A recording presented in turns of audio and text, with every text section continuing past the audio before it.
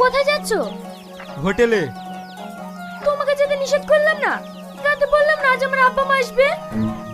এখন যা দেখছি তোর ফ্যামিলির জন্য আমার সংসারটাই নষ্ট হবে। আমার বাপ মা তোমার কি করলো? 6 মাস আগেই তো তোর বাপ মা বেরিয়ে গেল, এত ঘন ঘন মেয়ের বাড়ি আসার কি আছে রে? তোকে আমি বলে দিলাম তোর বাপ মায়ের জন্য আমি 1 টাকাও খরচ করতে পারবো না। তুমি কবে বা খরচ করো? কি বললি? আরেকবার তোর বাপ মায়ের পিছনে কোটা খরচ জানিস? 3 দিন ছিল 150 টাকা খরচ হয়েছে। ডিটেকটিভ লোক দেখেছি, তোমার মতো একটাও দেখিনি। তোর তো দেখছি খুব চ্যাটিং চ্যাটিং কথা হয়েছে, তোর দাঁত মুখ আমি ভেঙে দেবো।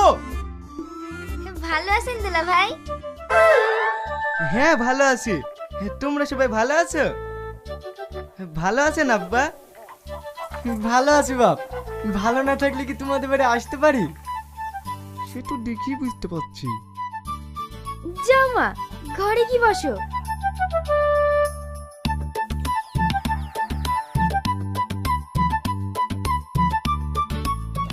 শোন, তোর বাপ মার পিছনে যদি 1 টাকাও খরচ করেছি, তোর কপালে অনেক কষ্ট আছে।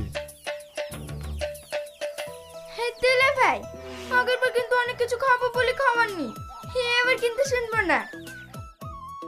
আরে কি যে বলো, 5টা না 10টা না 2 তোমার তো শালি আমার, তোমাদের খাওয়াবো না তো কাকে খাওয়াবো? ওগো, বাড়িতে যে দেশি মুরগিটা আছে ওইটাই জবাই করো। হ্যাঁ, দেশি মুরগি? বলেন কি ভাই? আমার তো দেশি মুরগির মাংস খেতে খুবই ভালো লাগে। আমি কিন্তু মুরগির মাংস খাইনি। কোনো সমস্যা নাই, তোমার জন্য ডিম হবে। যতই হোক শালি বলি কথা। যাও ঘরে গিয়ে বসো।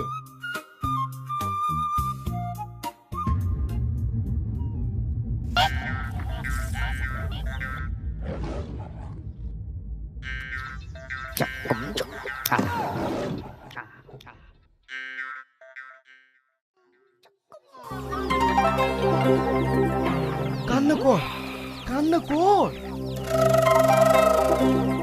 ওরে আমার কি হবে গো? আমি তোকে কত ভালোবাসি, রাস্তায় আমাদের ছেড়ে চলে যাবে। কান্না করছো কেনে? আমার শ্বশুর শাশুড়ি আগে না মুরগি আগে? আমি তোমাকে আবার মুরগি কিনে দেবো। ও মা গো, মাসে 20টা করে ডিম পাড়তো মা, আর আমাদের ডিম খাওয়া হবে না। তোর কিছু হয়ে গেলে আমি বাঁচবো না।